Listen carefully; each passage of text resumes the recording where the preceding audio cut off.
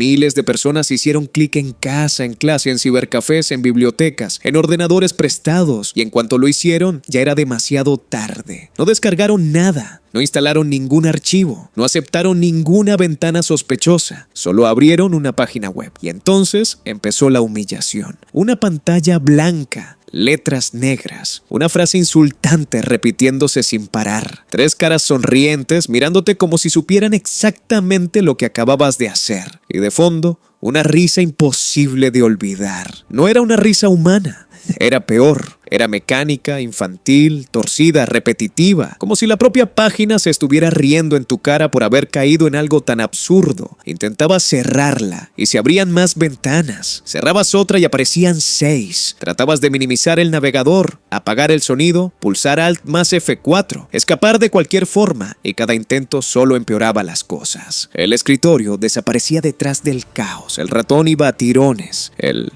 sistema dejaba de responder. Y lo único que seguía funcionando perfectamente era esa burla, esa frase, ese sonido. You are an idiot. Eres un idiota. Durante años, esta página fue una de las trampas más famosas, ridículas e inquietantes de Internet. No porque robara millones de dólares, no porque vaciara cuentas bancarias, no porque escondiera un sofisticado programa espía diseñado por una organización criminal. Fue recordada por algo mucho más simple y por eso mismo mucho más humillante. Convertía un clic inocente en un pequeño desastre personal. Una web que no parecía gran cosa podía bloquear tu ordenador, ponerte en pánico y dejarte con una sensación muy concreta, muy difícil de explicar si no la viviste. La sensación de que Internet se acababa de burlar de ti. Y eso es precisamente lo que vuelve tan fascinante la historia de youareanidiot.org. No fue solo un sitio molesto, fue un símbolo de una época en la que entrar en Internet todavía significaba adentrarse en un territorio salvaje. Una época en la que los enlaces pasaban de amigo a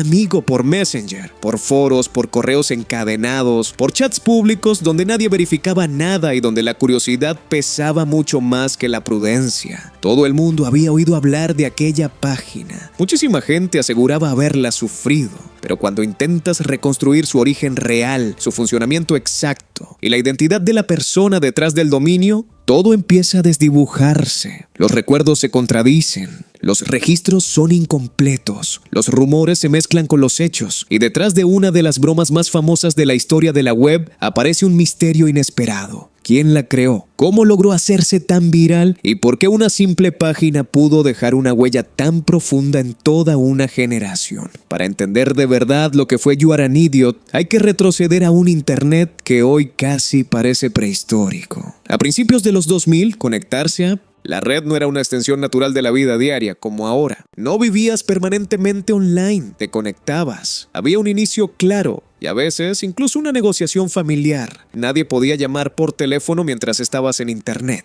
El módem sonaba como una máquina averiada. Las páginas tardaban en cargar. Los vídeos eran un lujo. Las redes sociales tal como hoy las conocemos no existían. Había foros, salas de chat, páginas personales, comunidades extrañas y una sensación constante de estar explorando algo inmenso, pero todavía desordenado, casi sin vigilancia. La web era emocionante porque parecía infinita. También era peligrosa por exactamente la misma razón. Los navegadores más usados eran Internet Explorer 5 y 6, y con ellos navegaba una generación entera que apenas empezaba a entender conceptos como scripts, cookies, troyanos o ventanas emergentes. Muchas páginas estaban hechas con colores chillones, GIFs animados, música automática, texto mal alineado y menús rotos. Había contadores de visitas, botones under construction, fondos con estrellas, fuegos o patrones imposibles de leer y, sobre todo, había una permisividad técnica enorme. Una web podía abrir nuevas ventanas, lanzar sonidos de golpe, mover elementos por la pantalla y ejecutar comportamientos intrusivos sin que el navegador pusiera demasiadas barreras. Aquello que hoy nos parecería inadmisible, en ese entonces era simplemente parte del paisaje. En ese mundo crecieron también los primeros grandes miedos digitales. Virus como Melissa o I Love You se convirtieron en nombres casi míticos. Llegaban por correo, fingían ser otra cosa, se reenviaban solos, borraban archivos, saturaban redes y convertían la curiosidad del usuario en el punto de entrada perfecto.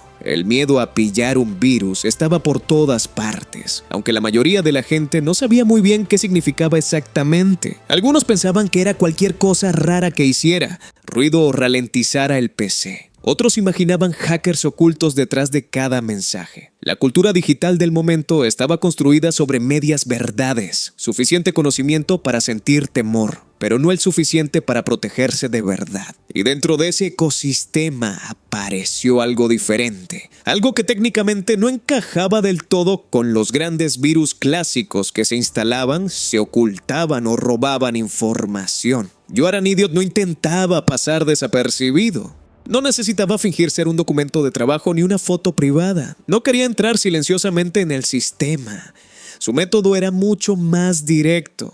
Abrías la página y la página te atacaba en la cara, a plena vista, sin disimulo. No te espiaba desde la sombra, te ridiculizaba desde el primer segundo. Eso la convirtió en una experiencia distinta, más cercanas a una trampa pública que a una infección tradicional. Hay indicios de que el fenómeno tuvo versiones anteriores y nombres distintos, antes de ser conocido masivamente como YouAreAnIdiot. Algunos registros antiguos mencionan variantes vinculadas a scripts detectados como troyanos en JavaScript. Otros apuntan a dominios previos, páginas hoy desaparecidas, donde la idea ya existía en una forma más primitiva. Incluso se menciona un archivo asociado al nombre Office, catalogado por ciertos antivirus de la época como una amenaza basada en scripts. El problema es que casi toda esa historia temprana está envuelta en niebla. Muchas webs ya no existen. Las capturas son escasas. Los foros donde se discutía el tema se perdieron o quedaron fragmentados en archivos incompletos. Lo que sobrevive son restos, nombres sueltos, testimonios contradictorios, recuerdos distorsionados por el tiempo y por la propia fama posterior del sitio. Sin embargo, aunque el origen exacto sea borroso, sí se entiende bien por qué funcionó tan bien cuando encontró su momento. La combinación era perfecta. Por un lado, navegadores muy permisivos. Por otro, ordenadores domésticos con recursos limitados. A principios de los 2000, muchísimos PCs funcionaban con cantidades de memoria RAM ridículas comparadas con cualquier dispositivo actual. Abrir unas cuantas ventanas ya podía ralentizar el sistema. Si de repente una página forzaba la apertura continua de pop-ups, hacía rebotar animaciones, reproducía audio y atrapaba la atención del navegador, el resultado era inmediato. El equipo se saturaba. No hacía falta un malware de ingeniería avanzada, bastaba con explotar la fragilidad del entorno. Y esa fue la genialidad cruel del sitio. Mientras gran parte del pánico informático de aquellos años dependía de archivos adjuntos, macros o programas ejecutables, aquí bastaba una URL. Ni siquiera hacía falta engañar al usuario con una descarga. El navegador mismo se convertía en el vehículo del ataque. JavaScript se encargaba de la lógica, abrir ventanas, impedir el cierre fácil, generar bucles molestos, reactivar el caos con cada intento de escape. Flash aportaba la parte sensorial, la animación, las caras sonrientes, el texto parpadeante, el audio repetitivo. Uno te atrapaba técnicamente, el otro te agredía visual y psicológicamente. Juntos creaban algo mucho más poderoso que la suma de ambas partes. Lo más importante es que la página jugaba con un tipo de vulnerabilidad que iba más allá de la tecnología. Jugaba con la psicología humana. Porque si algo definió la expansión de YouAreAnIdiot fue la curiosidad. La gente lo compartía no tanto como un enlace peligroso, sino como una prueba, un reto, una especie de juego social. No entres. No abras esto. Mira lo que pasa si haces clic. Era el anzuelo perfecto, porque en internet la prohibición siempre ha sido una forma de publicidad. Cuanto más te insistían en que no entraras, más ganas te daban de comprobarlo por ti mismo. Y una vez caías, te convertías en parte del ciclo. A veces advertías a otros, a veces por pura maldad infantil, lo reenviabas para que otro también sufriera. Ese componente social fue decisivo. Antes de que existieran los algoritmos modernos empujando contenido viral, las cosas se expandían por contagio humano puro. Foros, blogs personales, chats, mensajes privados, cadenas de correo, salas de IRC, comentarios perdidos, bromas entre compañeros de clase. El enlace cambiaba de manos porque producía una reacción intensa y memorable. No era como visitar una página aburrida y olvidarla. Esto generaba anécdotas, el tipo de historia que contabas al día siguiente. Mi ordenador se volvió loco. No podía cerrarlo. Tuve que apagarlo a la fuerza. La página no solo atacaba el sistema, fabricaba relato. Y un internet que todavía se movía a base de relatos encontró en ella un monstruo perfecto. Cuando el dominio youareanidiot.org apareció y se convirtió en el rostro más conocido del fenómeno, la leyenda ya estaba lista para consolidarse. El nombre era inolvidable. Corto, ofensivo, provocador. No sonaba a amenaza técnica, sonaba a insulto. Eso lo hacía aún más poderoso, porque implicaba al usuario de forma directa. No decía, tu ordenador está infectado, ni se ha detectado un error. Decía algo mucho peor, que el problema eras tú. Si habías llegado hasta ahí, era porque habías hecho clic donde no debías. El sitio transformaba el fallo técnico en una humillación personal. Y esa mezcla de susto con vergüenza es una de las razones por las que tanta gente lo recuerda con tanta intensidad. Con el tiempo, empezó a circular un nombre vinculado al dominio: Andrew Regner. Su aparición en registros públicos convirtió a esa figura en el centro de muchas teorías. Pero ahí empezaban también las dudas. Porque encontrar un nombre en el registro de un dominio no equivale a resolver un caso. No había entrevistas claras, no había una presencia pública consolidada, no había una confesión definitiva ni un archivo completo explicando el proceso. Solo una relación visible entre el dominio y una persona. Suficiente para despertar sospechas, pero no para cerrar el misterio. ¿Era el creador original? ¿Había clonado una versión anterior? ¿Había comprado el dominio y aprovechado un fenómeno que ya existía? Formaba parte de un círculo más amplio que difundía este tipo de bromas. Las respuestas nunca terminaron de asentarse. Y ahí es donde la historia se vuelve más interesante. Porque cuanto más famosa se hacía la página, más se deformaba su leyenda. Empezaron a aparecer afirmaciones de todo tipo. Que borraba discos duros, que destruía Windows, que se quedaba para siempre dentro del sistema, que activaba la webcam, que podía freír componentes, que era obra de hackers extranjeros, que se originó en foros oscuros, que venía de sitios para adultos, que existía una versión japonesa anterior, que el archivo Flash escondía pistas sobre su autor. Cada nueva exageración reforzaba la fama del sitio, incluso cuando se alejaba de la realidad. En realidad, gran parte de su poder venía precisamente de no necesitar ser tan destructivo como se decía. Bastaba comparecerlo en el momento exacto del pánico. Imagina la escena en 2004. Un adolescente recibe un enlace por Messenger. Se lo envía a un amigo que escribe algo ambiguo o una frase tipo "no abras esto", acompañada por un emoticono. El adolescente hace clic. La página carga. En menos de 2 segundos empieza el ruido. La pantalla se llena. Aparecen ventanas encima de ventanas. El navegador no responde. La risa no para. Los padres están en otra habitación. El ordenador va lento. No sabes si acabas de romper algo caro. No entiendes si el problema se irá solo o si acabas de destruir todos los archivos familiares. En ese instante, aunque técnicamente no haya una infección profunda, psicológicamente el ataque ya ha triunfado. La página ha conseguido exactamente lo que quería: hacerte sentir indefenso. Esa sensación de pérdida de control era el verdadero núcleo del fenómeno. No importaba tanto lo que el código hiciera en un sentido estricto.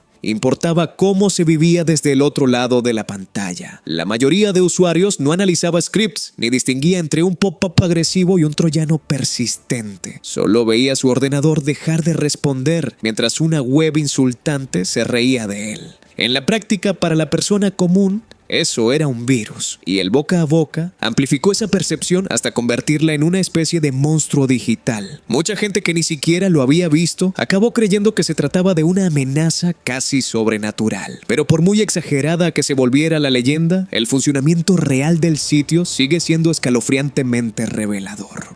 Lo que demostraba era que una página web podía aprovechar permisos normales del navegador para generar un caos desproporcionado. No necesitaba vulnerar el sistema operativo a bajo nivel. No necesitaba esconderse en el arranque. No necesitaba robar nada. Solo tenía que encontrar un punto de fricción entre tecnología débil y comportamiento humano predecible. You Are an Idiot fue en ese sentido una especie de experimento brutal sobre la superficie misma de la web. Una prueba de cuánto daño podía hacer algo que en teoría solo era una página. Conforme avanzaron los años, Internet cambió. Los navegadores empezaron a bloquear pop-ups. Las pestañas se aislaron mejor. Los procesos se gestionaron de forma más segura. Flash, que durante tanto tiempo fue un motor de creatividad y de desastre, empezó a ser visto como un riesgo. Las conexiones se hicieron permanentes, las plataformas se centralizaron y la web perdió parte de ese caos anárquico que había permitido nacer a fenómenos así. Poco a poco, el ataque original fue perdiendo fuerza. Ya no podía reproducirse con el mismo impacto en Chrome, Firefox o Safari modernos. Los sistemas no reaccionaban igual. Lo que antes era una trampa devastadora pasó a ser un artefacto histórico y, sin embargo, no desapareció del todo. Como ocurre con casi todos los mitos de Internet, sobrevivió en forma de clones, homenajes, recreaciones y versiones suavizadas. Sitios hechos en HTML5 imitaron la estética original sin el comportamiento destructivo. Usuarios nostálgicos reconstruyeron la animación. Repositorios públicos conservaron versiones del código. YouTubers especializados en malware o historia de Internet hablaron de ella. La probaron en entornos controlados o intentaron replicar su efecto. En algunos casos aparecieron versiones nuevas mucho más agresivas, ya no como simple broma, sino como malware real disfrazado de nostalgia. Esa evolución también es importante porque demuestra cómo un meme digital puede convertirse en plantilla para amenazas posteriores. Aún así, ninguna versión posterior logró capturar del todo el poder del original, porque el verdadero ingrediente no era solo el código, era el momento histórico. Era el tipo de usuario, era la inocencia tecnológica de una generación entera, era ese Internet en el que una advertencia vaga bastaba para despertar curiosidad y en el que el navegador todavía podía ser manipulado con una facilidad impensable hoy. You Are an Idiot fue tan efectiva porque apareció cuando casi nadie esperaba que una simple web pudiera hacer eso. Llegó antes de que el usuario promedio aprendiera a sospechar de un enlace, antes de que existiera una cultura masiva de seguridad digital, antes de que los sistemas empezaran a cerrar esas puertas. Y aquí aparece la gran pregunta: si hoy ya no puede funcionar exactamente igual, ¿podría volver algo parecido? La respuesta inquietante es sí. Aunque no de la misma forma. Cada época tiene su versión de la trampa perfecta. Antes fueron pop-up, pops y flash. Hoy pueden ser páginas clonadas, ingeniería social, scripts invisibles, notificaciones engañosas, fraudes apoyados por inteligencia artificial o ataques que no buscan destruir tu equipo, sino secuestrar tu atención, tu confianza o tu identidad. El mecanismo de fondo sigue siendo el mismo: hacer que tú mismo abras la puerta, convencerte de que solo estás mirando, solo comprobando, solo haciendo clic. Eso es lo que vuelve tan duradera la historia de youareanidiot.org. No es solo un recuerdo extraño de la vieja Internet, es una advertencia permanente sobre la relación entre tecnología y curiosidad, sobre lo fácil que es subestimar algo que parece demasiado tonto para ser peligroso, sobre el inmenso poder que puede tener una broma cuando entiende bien a su víctima, y sobre la forma en que Internet, incluso en sus expresiones más ridículas, siempre ha sido un espejo incómodo de nosotros mismos. Queremos pensar que caen los ingenuos, los despistados, los poco expertos, pero la verdad es que casi cualquiera puede caer si encuentra el anzuelo adecuado, en el momento adecuado, con la confianza adecuada. Por eso, esta historia sigue viva, porque detrás de la pantalla blanca, de las letras negras, de las caras sonrientes y de la risa insoportable, había algo más profundo que una simple molestia técnica. Había una demostración brutal de vulnerabilidad humana, una pequeña obra de caos diseñada no para enriquecerse ni para dominar sistemas enteros, sino para dejarte en ridículo, para hacer que dudases de tu propio criterio, para recordarte que en Internet a veces no hace falta un genio del mal. Basta con una idea sencilla, ejecutada en el momento exacto. Y quizá esa sea la razón por la que todavía incomoda tanto. Porque en el fondo, You Are an Idiot no solo se reía de quien hacía clic, se reía de toda una era, de los navegadores inseguros, de los usuarios curiosos, de la ingenuidad con la que una generación entera exploró la red por primera vez y también de una verdad que sigue vigente hoy, aunque la tecnología haya cambiado por completo. Casi todas las trampas digitales dependen de lo mismo, de que alguien mire un enlace, piense, a mí no me va a pasar, y entre de todos modos. Así que la próxima vez que veas una historia absurda, un enlace sospechoso o una página que parece demasiado ridícula para ser peligrosa, recuerda esta vieja carcajada de Internet. Porque a veces las amenazas más memorables no son las que se esconden mejor, son las que te avisan desde el principio, te insultan a la cara y aún así consiguen que entres. Y entonces la pregunta ya no es quién creó la página, ni cuánto daño real podía hacer, ni si de verdad fue un virus en el sentido técnico más estricto. La pregunta es mucho más incómoda, la misma que flotó sobre toda esta historia desde el primer día. ¿Quién era realmente el idiota?